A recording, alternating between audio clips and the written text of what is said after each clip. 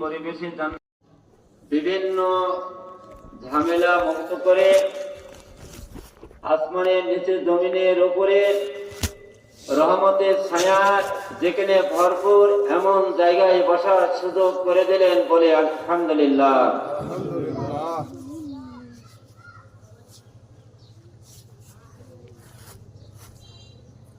আসরের পরে মাগরিবের সময় অতি অল্প, প্রাসঙ্গিক আলোচনা করার সুযোগ নেই। আমি কোরআনে কারিমের একটা আয়াতের অংশ আর একটি রাসূলে আরবি সাল্লাল্লাহু আলাইহি সাল্লামের বহু হাদিসের মধ্য থেকে একটা হাদিস পড়েছি। এটাকে সামনে রেখে কিছু আলোচনা করব ইনশাআল্লাহ। আমার তৌফিক ইল্লা বিল্লাহ।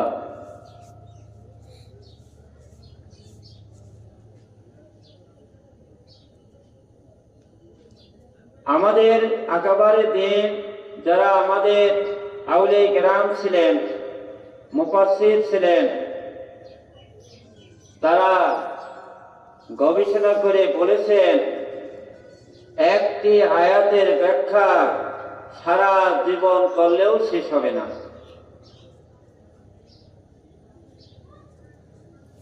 এটা এমন একটা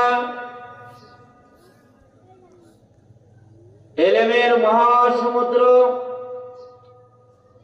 যার শুরু শেষ মাঝখান খুঁজে আমরা পাবো না। সেই সাগরের তলদেশ থেকে কতটা আমাদের হিম্মত আর সাহস হলে দামি বস্তু উদ্ধার করা যায়, এটা সাধারণ যারা জ্ঞান রাখে, গবেষণা করে, তাদের পক্ষে বোঝার সহজ উপায়। অনেকেই সাগরের নাম জানে কিন্তু দেখে নাই, অনেকেই সাগর দেখেছে পানি খায় নাই, অনেকেই সাগরের পানি পান করেছেন গোসল করে নাই, অনেকেই সাগরে গোসলও করেছেন পানিও খাইছেন, কিন্তু ডুবুরি সেজে ডুব দিয়ে মানিমুক্তা উদ্ধার করতে পারে নাই। সাগরের তলদেশে যে মানিমুক্তা আছে এটা ডুবুরিরা ডুব দিয়ে সন্ধান করে। তো কোরআন হাদিসের ইলমের একটা মহাসাগর, অনেকেই শুধু আমরা নাম শুনেছি সাগরের, কোরআন হাদিসের ইলমের। অনেকেই হয়তো কোরআন হাদিস পড়েছি, বই পুস্তক দেখেছি, দেখার সময় কেউ কিছু আমল করেছি পানি পান করার মতো, কেউ একটু চক্ষু বন্ধ করি, মানে পানির নিচে ডুব দিলে আমাদের শরীর শীতল হয়, একটু ভালো লাগে, চোখ বন্ধ করে দুনিয়ার আকর্ষণ, পাঁচ ইন্দ্রিয়ের আকর্ষণ ছিন্ন করে তখন মুরাকাবায় বসা হয়, গবেষণায় বসা হয়, তখন এই ইলমের সাগরে ডুব দেওয়ার নামান্তর। আর ডুবুরিদের কাছে থেকে ডুবুরির পোশাক এবং অক্সিজেন নিয়ে কিভাবে তারা ডুব দিয়ে মানিমুক্তা উদ্ধার করে, এটা কি আমি নিজে নিজে জানবো? যারা ডুবুরি সেজে মানিমুক্তা উদ্ধার করেছে কোন নিয়মে, কোন পদ্ধতিতে, তাদের কাছেই সেটা আমাদেরকে গ্রহণ করতে হয়, শিক্ষা লাভ করতে হয়। তারপরে নিজে নিজে পণ্ডিতি করে ডুব দিতে গেলে ঠিক মতো যদি পোশাক আমার সেটিং না হয়, অক্সিজেন না থাকে, অক্সিজেন অভাবে মারা যাবো, হাঙ্গর কুমিরে আমাকে খেয়ে ফেলবে, বড় বড় মাছি গিলে ফেলবে, এর কিছু সিস্টেম আর নিয়ম আমাদের আছে না? নাই। তদ্রূপী ইলমের সাগর থেকে আমরা মানিমুক্তা উদ্ধার করতে চাই। এই মানিমুক্তা কি? গোটা দুনিয়া এবং দুনিয়ার মধ্যে যাহা কিছু আছে সব কিছু থেকে সিদ্ধাতুন ওয়াহিদুন খায়রুম মিনাদ দুনিয়া ওয়া মা ফিহা, একটা সিদ্ধার দাম দুনিয়া এবং দুনিয়ার মধ্যে যা কিছু আছে সব কিছু থেকে বেশি সুবহানাল্লাহ। আল্লাহর হাবিব সাল্লাল্লাহু আলাইহি ওয়াসাল্লাম বলছেন, দুই একজন কর্মী লাগবে, তো বাচ্চারা বোঝে না, তোদেরকে ইশারা দিয়ে মাঠে সব বাইরে দিয়ে গুনাহ হবে না, তোমার গুনাহ হবে। মতিউর রহমান দাও তো ইশারা দিয়ে, ওদেরকে কিছু বলবে না, ইশারা দিয়ে। একটা সেজদার দাম যদি এত হয়, আর সত্যিকারের 100% ইয়াকিন করে যদি কেউ সেজদা দেয়, তাহলে সেজদার জন্য মানুষ পাগল হতো। একটি যে আয়াতটি আমি পড়েছি, এই আয়াতের সংক্ষিপ্ত অর্থ বলারও সময় নেই, যেহেতু মূল লক্ষ্য হলো এখানে খলিফা যিনি খেলাফত কায়েম করেন তাকে খলিফা বলা হয়। এক কথায় আমরা তাদেরকে প্রতিনিধি বলি। আল্লাহ রাব্বুল আলামিন ফিল আরদে খলিফা মানে দুনিয়া জমিনের জন্য খলিফা, প্রতিনিধি তৈরি করবেন, ফেরেশতাদেরকে বললেন। অনেক লম্বা কথা এখানে বলা আছে এতে। আল্লাহ রাব্বুল আলামিনের পছন্দনীয় কাজগুলো, খলিফা যিনি দুনিয়াতে আসবেন, আল্লাহর পছন্দনীয় কাজগুলো তিনি করবেন এবং অন্যদেরকে করার জন্য বলবেন বা খেলাফত কায়েম করবেন। খলিফার দায়িত্বই হলো খেলাফত করা, খেলাফত কায়েম করা।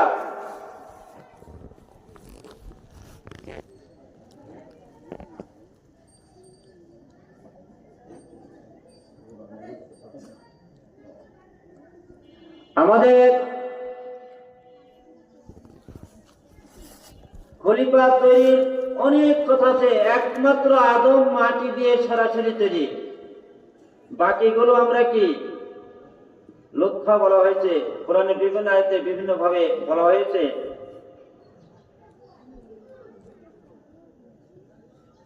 যখন মাটি দিয়ে আদম আলাইহিস সালামকে তৈরি করা হলেন, বা আমরা ধরে নিই আমার আম্মার পেটে আব্বা মা রক্ত একীভূত হয়ে আমার শরীর তৈরি করা হলো, আর ওই জগৎ থেকে রূহ মানুষ যেটা মূল আমার কে পরিচালনা করছে, এই রূহটা আমার শরীরের ভিতরে দান করলেন একটা সত্যে। আল্লাহ তাআলা যখন আমার শরীরের ভিতরে রূহটা দিলেন, যে এটা এই শরীর হে রূহ তোমার কাছে আমানত রাখলাম। রূহের কাছে কি শরীর আমানত। রূহ বের হওয়ার সাথে সাথেই আমার নাম লাশ, মৃত ব্যক্তি আমি। তাহলে মূল জিনিস ভিতরে কি আসলো? রূহ। এই রূহটা সম্পর্কে বিশ্ববিখ্যাত তাফসীর মারিফুল কোরআন, যেটা সৌদি আরব থেকে আমাদেরকে দেওয়া হয়েছে, বিনামূল্যে বিতরণ করা হয়েছিল এর আগে, এখন তো ছাপানো হয়। কুল্লু নাফসিন যায়কাতুল মাউত, এই আয়াতে তাফসীরে মৃত্যু কি প্রশ্ন করে তিনি উত্তর দিয়েছেন, দেহপিণ্ড থেকে আত্মা বের হওয়ার নামে মৃত্যু। সাফাহাতুল ফিকা নামে কিতাব, সেখানে তাফসীরে লিখেছেন আল্লামা ইবনে কাইয়্যিম রাহমাতুল্লাহ আলাইহি 100-এরও বেশি হাদিস এনেছেন। আমার সেই আত্মা বা রূহেরও আকৃতি রয়েছে, এর উপরে 100-এরও বেশি হাদিস এনেছেন। কিতাবের নাম হলো সাফাহাতুল ফিকা। প্যারে হাজরিন, আজ দুনিয়াতে আমার রূহের শরীর দৃশ্যমান, আলমে নাসুর দৃশ্যমান জগতে, আর আখিরাতে আমার রূহের শরীর দৃশ্যমান হবে। এর প্রমাণই দেখা যায় আমাদের মেঘনাপাড়ার গোরস্থান, হাজার হাজার মানুষ মারা গেছে, ডবল করে কবর দেওয়া হচ্ছে।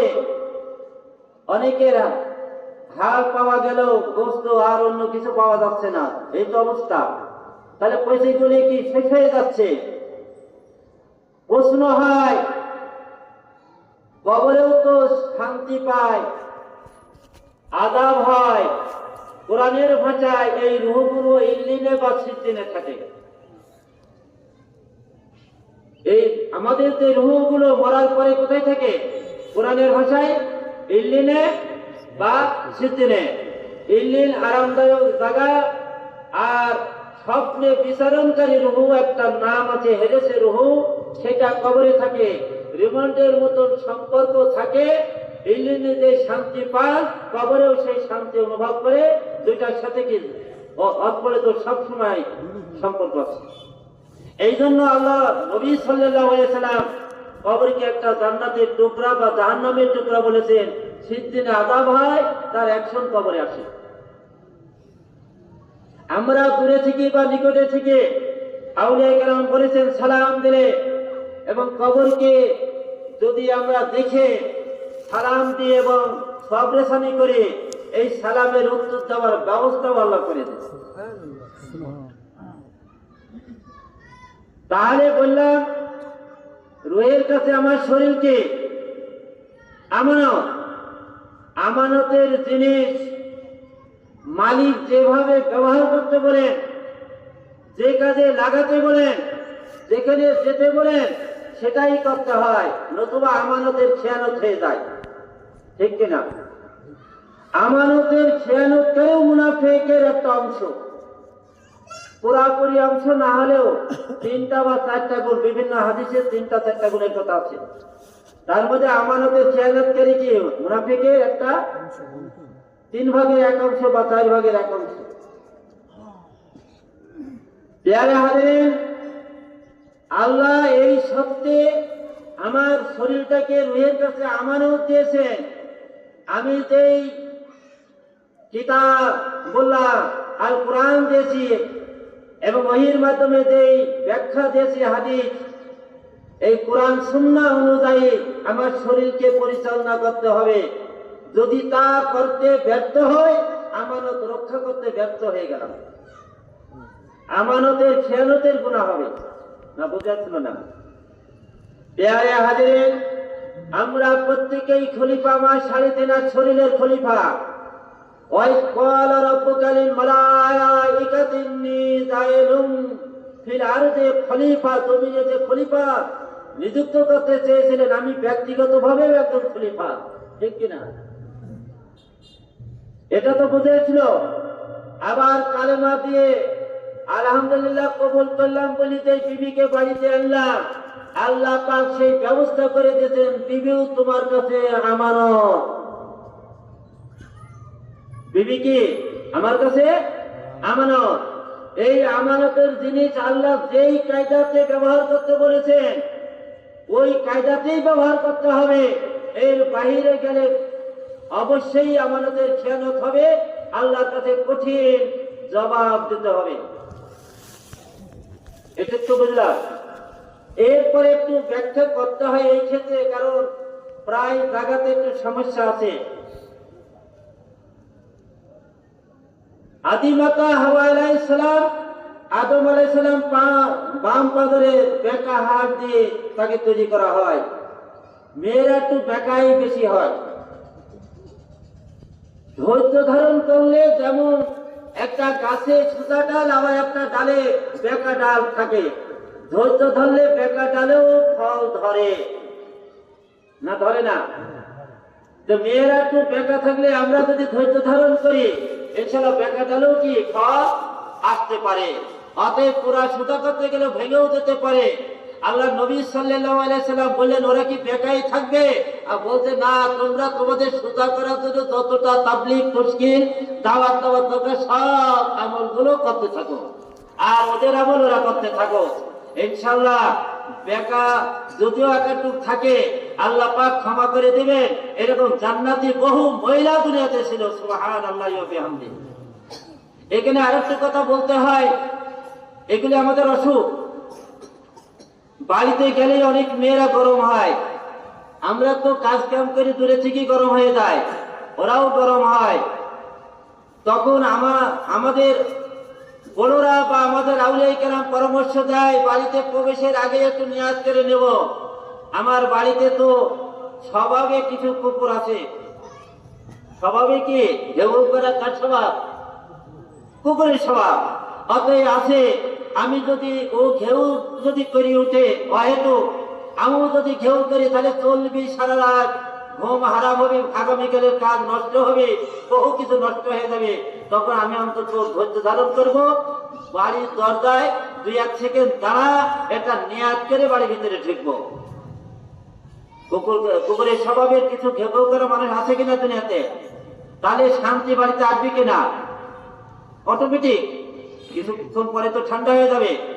তবে মজার ব্যাপার হলো, আল্লাহ তৈরি জান্নাতের মাঝে আর দুনিয়াতে স্বামী স্ত্রী জান্নাতের মধ্যে যে মিলন হবে, যে মধুর সম্পর্ক হবে, দুনিয়াতে যদি স্বামী আর স্ত্রীর ভিতরে সেই সম্পর্ক মধুর হয়, যদি মহব্বত গাঢ় আর মজবুত হয়, তাহলে জান্নাতের নমুনা শান্তি ওই স্বামী আর বিবি দুনিয়াতেই পেতে আরম্ভ করবে। কথা কি বোঝা যাচ্ছিল? তাহলে আমরা অনেক সময় যারা স্বামী আছি, আমাদেরও কিছু দোষ আছে। একেবারেই যে আমরা ভালো হয়ে গেছি তা নয়, আমারও কিছু দোষ আছে। আমরা 3 বেলা খাবারের রুটিন করেছি বাড়িতে, অথচ বাহিরে বন্ধুর পিছনে 10 টাকা, 20 টাকা, 50 টাকা ব্যয় করে আমরা অনেক পরকীয়ার পিছনে ব্যয় করে, অথচ পরকীয়া হালাল করেছেন আমার বিবি। তার জন্য উদ্বৃত্ত যদি 2টা ফল কিনে নিয়ে যায়, কিছু মিষ্টি কিনে নিয়ে যায়, উনি জানেনই না। এইভাবে যদি 40 দিন তার খেদমত করতে পারে, উদ্বৃত্ত ব্যয় করতে পারে, যে পরিমাণ মহব্বত আমার ছিল, তার থেকে অবশ্যই মহব্বত বাড়বে। বুঝে আসলো না কথা? কি মহব্বত বাড়বে না কমবে? আরে নবীজি সাল্লাল্লাহু আলাইহি সাল্লাম তো হাদিস শরীফে বলেছেন, হাদিস শরীফ এরকম আছে যে যে আগে সালাম দেয়, যাকে দেওয়া হয় তার মহব্বত বাড়ে। আর একটা জিনিস, যে হাদিয়া দেয়, যাকে দেওয়া হয়, যে গ্রহণ করে, তার মহব্বত বাড়ে যে হাদিয়া দেয় তার প্রতি। মাঝে মধ্যে আমিও ছেলেদেরকে বিল দিতে দিনি, কারণ ওদের মহব্বত যাই আছে একটু বাড়ানোর দরকার। কি বাড়ানোর দরকার না? যদি তাই হয়ে থাকে, এটা বাইরের যদি অবস্থান হয়, তাহলে আমার বিবি বাড়িতে আছে, তাকে যদি আলাদা কিছু হাদিয়া দেওয়া হয়, আলাদা কিছু বলেরই খাবার জিনিস হোক, কোনো জিনিসপত্র কিনে এনে দেওয়া হয়, তাহলে মহব্বত বাড়বে না কমবে? তাহলে আমরা তো ইনশাল্লাহ পরকিয়া করলে বাড়িতে হালাল তরিকাতে করতে পারি নাকি? চেষ্টা করব। আর যাতে স্বামী স্ত্রীর মিল আর মহব্বত হয়, তাহলে জান্নাতের নমুনা শান্তি দুনিয়াতেই আমরা পেয়ে যাবো ইনশাল্লাহ। আল্লাহ আমাদেরকে কবুল করুন, আমিন। এরপরে যেটা আমি আলোচনা করতেছিলাম, সেটা হলো আমি আমার বিবির খলিফা হয়ে গেলাম। বিবি আমার আমানতে, মানে কি আমি তার খলিফা, সে আমার আমানতে থাকবে, খেয়ানত করা যাবে না, কোরআন সুন্নাহর বাইরে তাকে চালানো যাবে না। এরপরে বাচ্চা হলো, এই বাচ্চা সম্পর্কে ছোট্ট আগে একটা কথা বলতে হয়। দুইজনের যে পরিমাণ খরচ, বাচ্চা পেটে আসলে খরচ বাড়ে না কমে? আচ্ছা, ভূমিষ্ঠ হওয়ার পরে বাচ্চার খরচ বাড়ে না কমে ওই সংসারে? তারপরে ছেলে যখন বড় হয়, স্কুলে বা মাদ্রাসায় যায়, খরচ বাড়লো না কমলো? তারপরে যখন বিশ্ববিদ্যালয়ে গেল, বিদেশে পড়াতে গেল, বাড়তেই থাকে, তাই না? মাদ্রাসাগুলোর অবস্থা কদ্রূপ? একটা মাদ্রাসার জন্ম হলে খরচ যেই পরিমাণ হয়, তারপরে আবার নোরানি থেকে হেফজ বাড়াইলো, বাড়লো না কমলো? এরপরে কিতাব বিভাগ বাড়লো না কমলো? এরপরে দাওরা হাদিস বাড়লো না কমলো? তারপরে ইফতা খুললো, মানে মুফতি হওয়ার জন্য খরচ বাড়লো না কমলো? শিক্ষকও বাড়তেছে, ক্লাসেও বাড়তেছে, ঘরও বাড়তেছে। এই বাড়ার কোনো কি শেষ আছে? বাড়তেই থাকে, খরচ বাড়তেই থাকে। এর নাম হলো মাদ্রাসা। মসজিদ একটা কমপ্লিট হয়ে গেল, শুধু একটা বেতনের জন্য কিছু হলো, মসজিদের খরচটা সীমাবদ্ধ। আবার একটা কথা আছে, এখানে বুঝতে হবে ভালো করে, মসজিদ পদে বড়, মাদ্রাসা পদে ছোট। কারণ রাসূলের ঘর বলি আমরা মাদ্রাসা, আর মসজিদ হলো আল্লাহর ঘর। আল্লাহর ঘরে দান করলে নিঃসন্দেহে সওয়াব হবে এবং জান্নাতে আল্লাহ ঘর বানিয়ে দিবেন। কিন্তু আদর্শ মাদ্রাসায় দান করলে ওই মসজিদে দান করা থেকে কোটি কোটি কোটি গুণ বেশি নেকি হবে। কিভাবে হবে? মনে করেন বড় মাদ্রাসাগুলোতে নামাজ হয়, 5 ওয়াক্ত আযান হয়, একামত হয়, নামাজ হয়, মসজিদও হয়, তাহলে নামাজের দিক দিয়ে সমান, নামাজের দিক দিয়ে কি হয়ে গেল? সমান হয়ে গেল। এরপরে যেটা উদ্বৃত্ত হয়, সারাদিন প্রায় সময় কোরআন তেলাওয়াত হয়, হাদিস শরীফ পড়ানো হয়, মাসলা মাসাইল শেখানো হয়, ওয়াজের প্রশিক্ষণ হয়, তাসবিহ তাহলিল জিকির আজকারের তালিম দেওয়া হয়। এই যে নেকিগুলি, এটা কি মসজিদে হয় না মাদ্রাসায় হয়? মাদ্রাসায় হয় না? মাদ্রাসা হয়। পেয়ারে হাজিরের প্রধানমন্ত্রীর পদ বড় 1 লক্ষ টাকা তার বেতন হলে, এরকম মানুষ বাংলাদেশে আছে 4, 5, 7 লক্ষ টাকা বেতনে চাকরি করার মতো মানুষ অনেক আছে।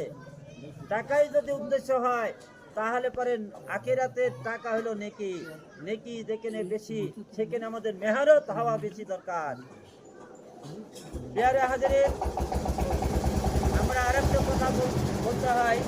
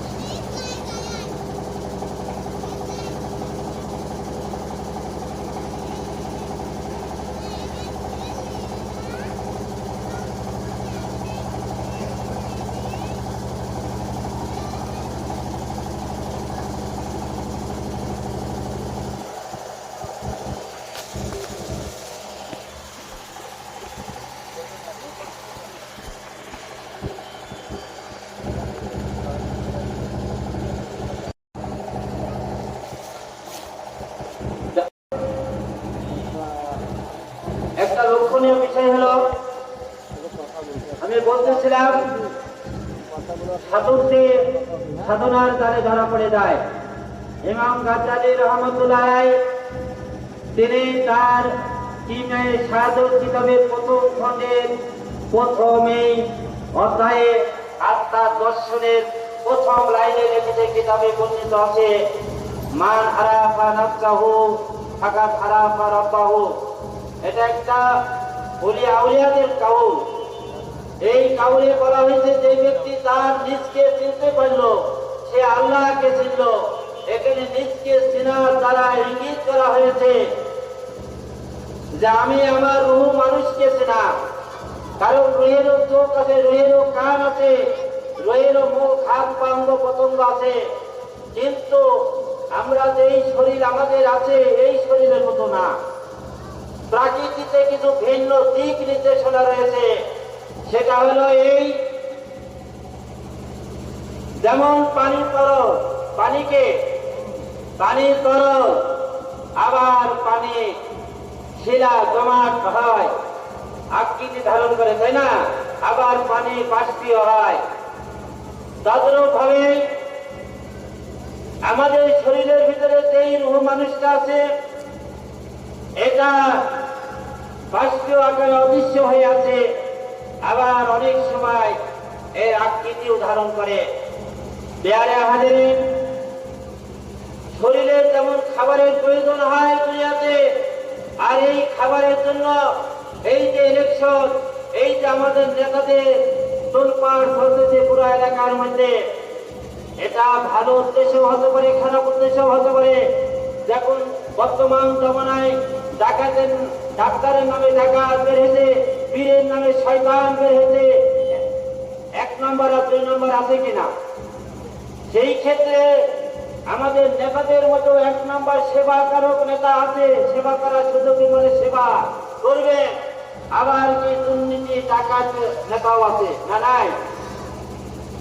তাহলে আমি আমার পরিবারের একজন খলিফা, তদ্রূপ ভাবে একটা ওয়ার্ডের যিনি মেম্বার হবেন, পুরা ওয়ার্ডের লোকজনগুলি মেম্বারের কাছে আমানত না, আমানত না। এই মেম্বারের দায়িত্বে গেলে খেলাফত কায়েম করা, পুরা মানুষদেরকে সুখে দুঃখে সর্ব অবস্থায় দেখাশোনা করার দায়িত্ব। একজন ইউনিয়নের মধ্যে চেয়ারম্যানের সব মানুষগুলো তার কাছে আমানত। একজন এমপির কাছে, আমাদের মিরপুর ভাড়াপাড়ার সব মানুষগুলো একজন এমপির কাছে আমানত। প্রধানমন্ত্রীর কাছে গোটা দেশের মানুষ আমানত। যদি এই আমানতের খেয়ানত করা হয়, তাহলে মুনাফিকের একটা অংশ তার ভিতরে চলে আসে। আর এই মুনাফিকের অংশ আসার কারণে, আমানতের খেয়ানত করার কারণে গুনাহে যে কবিরা হয়, আল্লাহর কাছে অবশ্যই তাদেরকে জবাব দিতে হবে। এই জন্য যারা আমরা প্রতিনিধি হব, এটার অনেক দায়িত্ব আছে। বিহারে হাজির এখানেই শেষ নয়। আমরা যারা আজকে 3.5 লাখ শরীরের খলিফা হয়েছে, আমাদের 3.5 লাখের ভিতরে ইসলামী খেলাফত প্রতিষ্ঠিত হয়েছে কিনা, এটা আমাদের লক্ষণীয় বিষয়। কারণ অনেক নবী রাসূলদের ছেলে এবং বিবিরাও জাহান্নামী হয়েছে। খেলাফত সেখানে কায়েম হয়নি, সবাইকে নিয়ে কায়েম নাও হতে পারে। অনেকেই হয়তো কোরআন সুন্নাহ মেনে নাও নিতে পারে, কিন্তু ব্যক্তিগতভাবে আমাকে তো আল্লাহর কাছে জবাব দিতে হবে। সমস্ত নবীরা নিজে প্রথম মেনেছেন, সমস্ত সাহাবায়ে কেরামেরা প্রথমে নিজের ভিতরেই ইসলামী খেলাফত কায়েম করেছে। আর এই ইসলামী খেলাফত নিজের ভিতরে কায়েম হলে যে রুহানি শক্তি হবে, আল্লাহ যেভাবে আমাদের চলতে বলেছেন, আল্লাহর পছন্দনীয় কাজ করলে আল্লাহর সাথে যে আমাদের তাল্লুক হবে, সম্পর্ক হবে, এই কারণে আমরা যে মজার স্বাদ পাবো, এটা দ্বারা জান্নাতি একটা পরিবেশ আমাদের ভিতরে অনুভব হবে, যেন আমাদের পরিবারটা জান্নাতি পরিবেশ হয়ে গেছে। এইভাবে যদি এলাকার ভিতরে ইসলামী খেলাফত হয়, পুরা দেশের উপরেও হয়, তাহলে পুরা দেশটা জান্নাতের নমুনা শান্তি পেয়ে যাবে ইনশাআল্লাহ। আল্লাহ পাক আমাদেরকে কবুল করুন, তৌফিক দান করুন। আরেকটা জিনিস আমাদের শুনতে হয়, সেটা হলো আজকে আমাদের রুহের এই পাওয়ার সম্পর্কে অনেকেই জানি না। আজকে আমরা চোখ দিয়ে যেই সমস্ত দৃশ্য দেখতেছি, আর আল্লাহ রাব্বুল আলামিন যদি আমার রুহের চোখ ফুটাইয়ে দেন, তাহলে জমিনে বসে অনেক দূর দূরান্ত পর্যন্ত দেখা সম্ভব। আর এগুলো হাদিসে পাকের মধ্যে রাসূল আরবি সাল্লাল্লাহু আলাইহি ওয়াসাল্লাম বলেছেন। যেমন কিতাবুর রুয়া মিশকাতের মধ্যে 22টি হাদিস বর্ণনা করা হয়েছে। এখানে রাসূল আরবি সাল্লাল্লাহু আলাইহি ওয়াসাল্লাম বলেছেন, মান রাআনি ফিল মুনামি ফাকাদ রাআনি হাক্কান ফাইন্না শাইতান লাম ইয়াতামাসালবি। যে ব্যক্তি মান রাআনি, যে কোনো ব্যক্তি রাআনি আমাকে দেখলো, ফাকাদ রাআনি হাক্কান, সে সত্যই আমাকে দেখলো, ফাইন্না শাইতান, নিঃসন্দেহে শয়তান লাম ইয়াতামাসালবি, আমার আকৃতি প্রকৃতি ধারণ করতে পারে না। কয়েক হাদিসের পরে দেয় রাসূল আরবি সাল্লাল্লাহু আলাইহি ওয়াসাল্লাম বলেছেন, যে ব্যক্তি স্বপ্নে আমাকে দেখতে থাকবে, এমন এক সময় আসবে সে জাগরিত অবস্থাতেও আমাকে দেখতে পারবে। সুবহানাল্লাহ। তো জাগরিত অবস্থায় আল্লাহ রাসূলের যদি আমাদের জিয়ারত হয়, দুনিয়া ও আখিরাতে লাভ কি হবে? বিয়ারে হাজিরিন, আখিরাতে লাভ হবে, তার জন্য জাহান্নামের আগুন হারাম হয়ে যাবে, জান্নাত ওয়াজিব হয়ে যাবে। আখিরাতের ইনডাইরেক্ট একটা জান্নাতে যাওয়ার সার্টিফিকেট সনদ হবে। সকলেই বলে আলহামদুলিল্লাহ। এই জন্য আমরা আল্লাহ রাসূলের প্রেম, ভালোবাসা, মহব্বত আমাদের ভিতরে জেগে উঠুক। এই জাগার জন্য আমরা 2টা কাজ বেশি করব। একটা হলো দুরূদ শরীফের আমল আর সুন্নতের আমল। কয়টা কাজ? একটা দুরূদ শরীফের আমল, আর একটা হলো সুন্নাহর আমল। প্রিয় হাজিরিন, রাসূলকে পাওয়ার জন্য যে যত বেশি সুন্নাহর উপর আমল করবে, দুরূদ বেশি পড়বে, তার তত বেশি বেশি জিয়ারত হবে। এমন মানুষ বাংলার জমিনে জিন্দা আছে, কতবার রাসূলের সাথে জিয়ারত হয়েছে সঠিক সংখ্যা তার মনে নেই, মানে এত বেশি বেশি জিয়ারত হয়েছে। আল্লাহ পাক তাদের কবুল করেছেন। এইটা হলো আমি বললাম যে কোরআন ও সুন্নাহর যে ইলমের সাগর, এই সাগরের মধ্যে এই একটা মানিমুক্তা, এই একটা কি মানিমুক্তা উদ্ধার করা। আর এই মানিমুক্তা উদ্ধার করতে হলে কিছু একটু প্রক্রিয়াও করা দরকার। তার একটা প্রক্রিয়া হলো আমরা চক্ষু বন্ধ করব, গরম ঠান্ডার কথা ভুলে যাব এবং বিবি বাচ্চার কথা বলবো, গাড়ি বাড়ির কথা বলবো। দুনিয়ার 5 ইন্দ্রিয়ের যেই আকর্ষণ আছে এটা যখন বলতে থাকবো, ধ্যান মতে অবশ্যই আমি আমাকে দেখতে পাবো। আর আমি আমাকে যখন দেখবো, ওই রুহ মানুষটাই বিভিন্ন দিকে ছুটে যাবে, প্রয়োজন বোঝে রাসূলের রওজাতে যাবে, রাসূলের সাথে জিয়ারত করে আসবে। সুবহানাল্লাহি ওয়া বিহামদিহি। এইগুলো শুধু সরাসরি ইবাদতে আপনারা পাবেন না। যারা সাধনা করেছেন এই দেশের আউলিয়া কেরাম এখনো জিন্দা বহুত ওলি আছে, এমন ওলি বুজুর্গ শান এখনো বাংলাদেশে আছে যাদের সামনে বসার মতো সাহসও আমাদের এখন নাই। কারণ তাদের সম্পর্কে তারা একটু ধারণা রাখে, এত বড় বড় বুজুর্গ ওলি আউলিয়া কেরাম এখনো আছে। তাহলে আমাদের রুহ মানুষটা জাগৃত হলে এখানেই শেষ নয়। এমনও হতে পারে আমরা লা ইলাহা ইল্লাল্লাহ জিকির করতে থাকি, এই জিকিরের শান ও মান শুধু আমরা এখানেই বুঝি এটাই নয়। এই জিকির করতে করতে দেখা যাবে যদি ইশকের পাতা আমার জারি হয়ে যায়। মসনদে শেখ সাদি সিরাজি রহমতুল্লাহ গৌসেদা ফার্সি কিতাবের মধ্যে বলেছেন, ইশকের পাতা থাকলে দুনিয়ায় বসে আসমানে ওড়া যায়, জান্নাতে ওড়া যায়। সুবহানাল্লাহ। যারা সেই ইশক আর মহব্বতের জোশ নিয়ে জিকির করেন, এই লা ইলাহা ইল্লাল্লাহ জিকিরের এমন একটা অ্যাকশন হবে, সে উড়ে উড়ে তার শাইখের দরবারে চলে গেলেন, শাইখ জিকিরের কি তালিম হবে সেই তালিম দিয়ে দিলেন। সেখান থেকে দেখা গেল যদি আমাদের সরছি না মার্কাজ হয়, সরছি না চলে গেলাম উড়ে উড়ে উপরে জলি থেকে করতে করতে, সেখান থেকেও দেখা গেল মাদার থেকে প্রতিষ্ঠাতা হাজী নেসারউদ্দিন রহমতুল্লাহ এসে উনিও তালিম শুরু করলেন। আমাদের নিয়ম হলো আমাদের যিনি সবার বড় হবেন তিনি তালিম দেবেন, আমরা সবাই তালিম গ্রহণ করব, এটাই তরিকতের আদব। কে এই কথাটা বোঝাইছিল?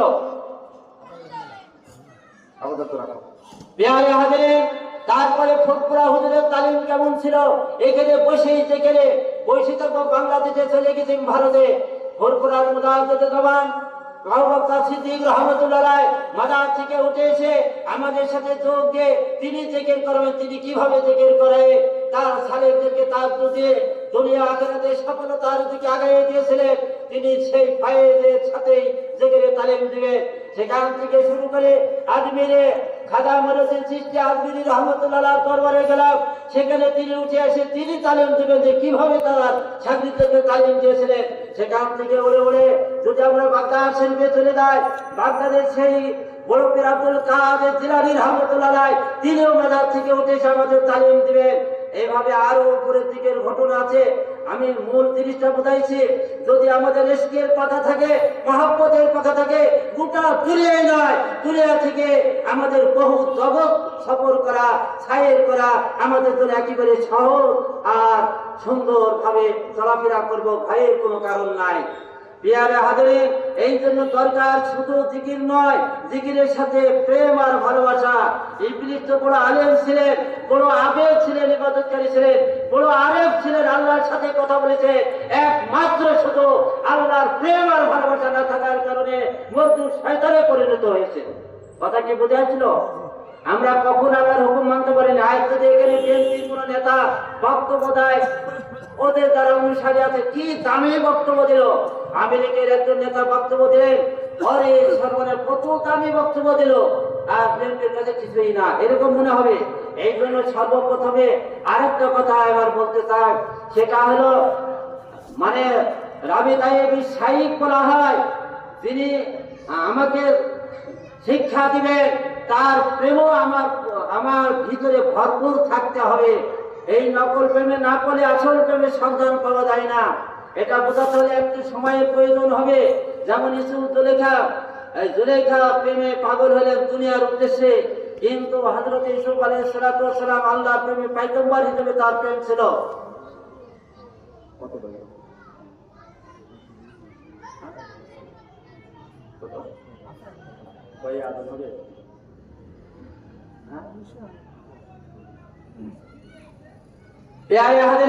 তাহলে কি বলতেছিলাম মনে আছে? আবার বলুন, নকল প্রেমে পড়ছিল। পরে যখন ইউসুফের সন্ধান পেয়েছে, বলছে যে ইউসুফের আল্লাহ তুমি ইউসুফকে মিলাইয়ে দাও। তখনই মিলাইয়ে দিয়েছে। বলছে যে আল্লাহ ইউসুফকে মিলাতে পারে সেই আল্লাহ এবার সব ব্যবস্থা করতে পারে, করেছিলেন কিনা। প্রথমে নকল প্রেমেও অনেক সময় পড়তে হয়। আল্লাহ নবী সাল্লাল্লাহু আলাইহি সাল্লাম আল ইয়াউমা আকমালতু দীনাকুম, যেদিন আয়াত নাযিল হলো, জিবরাইল বললেন আর জমিনে আসার দরকার নাই, আমার ডিউটি শেষ হতে যাচ্ছে। তখন সবাই ঈদ বানাচ্ছে। ওই যে আরবদের মধ্যে কি বানাচ্ছে, এই যে দিন বানাচ্ছেন, এই আয়াত যখন নাযিল হয়। আর এক কন্যারে শুধু কাঁদছেন একজন ব্যক্তি, তিনি হলেন আবু বকর সিদ্দিক। ভাই কাঁদছো কেন? বলে তোমরা ঈদ বানাচ্ছ, তোমরা আনন্দ করছো, আনন্দ করতে থাকো, আমাকে কাঁদতে দাও। বলে কাঁদতে দেওয়া হবে না যতক্ষণে ব্যাখ্যা না দেবে। উনি বললেন আর এই যে আজকে যে জিবরাইল যে আয়াত দিয়ে গেল, এতে ইঙ্গিত আসছে মানে নবুয়তের আয়াত শেষ হয়ে গেল, আর কিয়ামত করতে হবে না, আমার নবীরা দুনিয়াতে থাকার দরকার বেশি দিন নাই, উনি চলে যাবেন, ওনার মায়াতেই আমার কান্না আছে। মুহূর্তের মধ্যে গোটা লক্ষাধিক যে সাহাবাইকেরা উপস্থিত ছিলেন, তারা সবাই কাঁদতে লাগলেন। বিহারে হাজারের এই যে রাসূলের প্রেম কি পরিমাণ ছিল, সমস্ত সাহাবারা নিজের জীবনের থেকে বেশি মহব্বত করতেন। তা হাদিস দিয়ে প্রমাণ, লা ইউমিনু আহাদুকুম হাত্তা আকুনা আলাইহি মিন ওয়ালাদিহি ওয়া ওয়ালাদিহি ওয়া নাসি আজমাইন। যে ব্যক্তি আল্লাহর নবীকে নিজের পিতামাতা সন্তানাদি আর নাসি আজমাইন মানে সমস্ত মানুষ থেকে বেশি মহব্বত না করবে, ততক্ষণ সে মুমিন বান্দা হতে পারবে না। এই তারা মুহাদ্দিসিনে কেরাম বলছে খাঁটি মুমিন হবে না। অত রাসূলের প্রেম আমাদের আসতে হবে। আর রাসূলের প্রেম আসতে হলে এই যে রাসূল সাল্লাল্লাহু আলাইহি সাল্লাম যে সিয়ার উলামায়ে হক্কানি রব্বানীদেরকে দিয়ে গেলেন, এই তাদের কাছেই আসতে হবে, তাদেরকেও এরকম মহব্বত করতে হবে। রাসূল সাল্লাল্লাহু আলাইহি সাল্লামকে সাহাবায়ে কেরাম জীবনের থেকে বেশি মহব্বত করার কারণে ইলমে ওহীর ইলম যেমন মহব্বত লাগতো, ইলমে যেটা বেলায়েত ছিল কলবে রাসূল সাল্লাল্লাহু আলাইহি সাল্লামের কলবে আল্লাহ পাক দান করেছিলেন, এই বেলায়েতের নূর সমস্ত সাহাবার কলবেই ঢুকে গিয়েছিল। কথা কি বোঝাইছিল? এইবার সেখান থেকে তাবিন হয়ে আমাদের পীর সাহেবের কাছে থেকে আমরা সেই নূর গ্রহণ করেছি। বিহারে হাজারের একটা নদীর মূল নদীর স্রোত আর কিছু শাখা প্রশাখা থাকে। শাখা প্রশাখা করলে স্রোতটা একটু কম হয় সাধারণত, মূল নদীর স্রোত কি হয়, বেশি হয়। এই জন্য একজন পীরের অনেক খলিফা হতে পারে, অনেক শাখা প্রশাখা হতে পারে, কিন্তু পাওয়ারফুল একজনই হয় যে মূল নদীর শাখাতেই থাকে। দেখা যায় তাদের কর্মকাণ্ড আল্লাহ পাক সেটা প্রমাণ করে দেয়। বিহারে হাজারিন এখানেই শেষ নয়। আল্লাহ নবী সাল্লাল্লাহু আলাইহি সাল্লাম এখনো গোটা বিশ্বকে তার প্রিয় উম্মতকে পরিচালনা করছে।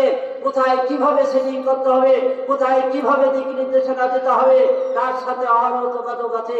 তা যদি না হতো, কোরআনের পরে যেই বখারির স্থান 2 রাকাত নফল নামাজ পড়ে মুরাকাবায় বসে রাসূলকে জিজ্ঞাসা করেছেন এই হাদিস আমি বখারি লিখবো কিনা। 16 বছর লেগেছিলেন বখারি শরীফ লিখতে। মনে হয় যেন বখারি শরীফ লাফাই কোরআনের উপরে যাবে। সবাই কোরআনের নাম তত না বলে বখারির নাম তার থেকে বেশি বলে, কারণ আল্লাহ পাক রাসূলের জিয়ারতের মাধ্যমে এত বরকতপূর্ণ কিতাব লিখেছে। এবং রাসূলুল্লাহ সাল্লাল্লাহু আলাইহি ওয়াসাল্লাম অনেক সাহাবাদেরকে অনেক এই বখারি লেখার পরে অনেক ওলি এবং মুহাদ্দিস যারা ছিলেন তাদেরকে বলেছেন তোমরা তোমাদের হাদিসের কিতাব পড়াও, ঠিক আছে, আমার হাদিসের কিতাবটাও পড়াও, সেটা বখারি। এরকম বলছে এত প্রিয় কিতাব, এত মকবুল কি করে হলে? আরে রাশিয়ার বখারায় তার বাড়ি। এই কিতাবের নাম বখারি নয়, ওই বখারাই বাড়ি হিসাবে ইসমাইল ইমাম বখারি বলা হয়। তাই আজকে আমরা বখারি শরীফের লম্বা একটা নাম আছে। তাহলে আজকে বখারায় থেকে যদি এত বড় গোটা দুনিয়াকে কাঁপাইয়ে দিতে পারে, চমকাইয়ে দিতে পারে, আমরাও তারা এখানে আছি, আমাদের ভিতরেও যদি সেই রাসূলের ইশক, সেই রাসূলের জিয়ারত বেশি বেশি হয়ে যায়, রাসূল যদি আমাদেরকে কোনো দিক নির্দেশনা দিয়ে দেয়, গোটা দুনিয়াতে আমাদের দ্বারা তো আল্লাহ চমকাইয়ে দিতে পারে। এই জন্য হিম্মত করে আমরা সেই সাধনা করতে চাই, রাসূলের প্রেমে পড়ে প্রয়োজন হলে জীবন দিলে জীবন লাগলে জীবন দিয়ে দেব, মাল লাগলে মাল দিয়ে দেব, এবং তবু আল্লাহ রাসূলের ভালোবাসা আমরা ছাড়বো না। সেই ভালোবাসার নমুনা হবে সুন্নতের আমল। সেই ভালোবাসার নমুনা কি? সুন্নতে আমল আর দুরূদ শরীফ বেশি পড়া। যখনই রাসূলের প্রেমে পড়বো, রাসূলকে একটু নাড়া দিতে চাবো যে আমার কথাটা রাসূলুল্লাহ একটু স্মরণ করো, সাল্লাল্লাহু আলাইহি ওয়াসাল্লাম পড়ে ফেললাম, এখন এসে লেগেছে। আমরা সবাই পড়ে একটু সাল্লাল্লাহু আলাইহি ওয়াসাল্লাম, ছোট্ট দুরূদ, সারা দুনিয়ার সব পৌঁছে আলেমে দুরূদ পড়েন, পড়েন কিনা? একদিনও বাদ দেন না। রাসূলের রওজায় আমার পিতার নাম সহ ঠিকানা সহ বলছেন আপনার অমুক উম্মত, এই যে দুরূদ বানাইছেন। রাসূল এমন একজন স্মরণ শক্তির অধিকারী আল্লাহ বানাইছেন, একবার যার নাম শুনে না দেখেন আর ভুলেন না। তাহলে রাসূল সাল্লাল্লাহু আলাইহি সাল্লামকে আমি সবসময় কি যোগাযোগ করার মাধ্যম আছে কিনা? আর আল্লাহর কসম করে বলতেছি, আল্লাহ কখন আমাকে স্মরণ করে তাও আমরা জানি, কারণ ফাজকুরুনি আযকুরকুম, তোমরা আমাকে স্মরণ করো আমিও তোমাদেরকে স্মরণ করব। তা আল্লাহ কখন স্মরণ করেন? আল্লাহর ওয়াদা, অন্তর থেকে আল্লাহকে স্মরণ করলে আল্লাহ অবশ্যই আমাকে স্মরণ করবে। তা আল্লাহ যদি আমাকে স্মরণ করেন, আমি যদি আল্লাহকে মহব্বত দিয়ে স্মরণ করি, তিনিও আমাকে মহব্বত দিয়ে স্মরণ করবেন। আর মহব্বত দিয়ে স্মরণ করলে কি ঘটনা ঘটবে জানেন? ওয়াল গফুরুল ওয়াদুদ, মানে স্নেহশীল ক্ষমাকারী আল্লাহ। তিনি স্নেহ, আমাদের ভালোবাসা দিয়ে সব অপরাধ মাফ করে দেন। তাহলে আমরা কি করব? জিকির করব। শুধু এই যে পাতায় পড়ি সব জিকির করা যায় ভাই, কিন্তু হাকিকতে জিকির যদি আমার নসিব হয়, তাহলে পরে জিকিরের নূর পর্যন্ত আমি তাজাল্লি পর্যন্ত দেখবো। যেই তাজাল্লি মুসা একবার জেগে প্রায় 40 দিন বেহুশ হয়েছিলেন দূর পাহাড়ে, সেই তাজাল্লি এখনো দেখা যায়। সেগুলো রাস্তা খোলা আছে, বিশেষ করে সূরা তোহাতে আছে, ইন্নানি আনাল্লাহ লা ইলাহা ইল্লা আনা ফাবুদুনি, ইন্নানি নিশ্চয় আমি আনাল্লাহ, আমি আল্লাহ, লা ইলাহা ইল্লা আনা, আমি ব্যতীত আর কোনো মাবুদ নাই। কোন সময়? ওই যে বিবিকে রেখে মুসা যখন আগুনের জন্য গেছিলেন, ওই গাছের ওই আগুনের আলো থেকে আওয়াজ এসেছিল। অনেক লম্বা ঘটনা। তাজাল্লি তো তখন দেখেছিলেন, এটা জামালি তাজাল্লি বলা হয়, চাঁদের আলোর মতো জামালি তাজাল্লি। আর পরে যখন দেখতে থাকেন জোর করে, এবং নাস্তিক কিছু মানুষ ছিল, তখন আল্লাহ পাকে জালালি নূর ওই তুর পর্বতে পড়ার কারণে তুর পর্বত ছিন্ন ভিন্ন টুকরা বেটুকরা হয়ে বিভিন্ন দিকে ছিটকে পড়েছিলেন। এটাই মারিফুল কোরআনের তাফসীরে, অন্যান্য তাফসীরে লিখেছে। আমরা যে স্বাভাবিক যখন থাকি, অনেক মানুষ আমাদের কাছে আসে, আর যখন আমরা জ্বালানি হয়ে যাই তখন অনেকে আসতে চায় না, ভয় পায়। এরকম হয় কিনা? এটা মেজাজ বলা হয়। যারা তরিকতের এই যে সাধনা করবে, তাদের মস্তাকের মেজাজ হতে হয়। এই মস্তাকের মেজাজের তো নামও মনে হয় অনেকে আমরা শুনিনি, বুঝবো কি করে? মস্তাকের মেজাজ মানে হলো সুখে দুঃখে সর্ব অবস্থায়, খায়া না খায়া, যত রকমের সমস্যা হোক না কেন, স্বাভাবিক থাকার যোগ্যতা অর্জন করার নাম মস্তাকের মেজাজ। আর এই মস্তাকের মেজাজ যখন কারো হয়ে যায়, তখন সাধনা খুব দ্রুত এবং সহজ উপায়ে সে সিদ্ধি লাভ করতে পারে। ঠিক আছে? তাহলে আমরা মস্তাকের মেজাজের মানুষ হব। আর জিকিরের তালিম হবে মাগরিবের পরে। আমরা সবাই নামাজ পড়ে এসে বসে পড়বো, তারপরে সব হুজুরদের ওয়াজ হবে। আচ্ছা, এখন আমরা সবাই যার যার মতন ওযু ইস্তিনজা সারি মসজিদে চলে যাই।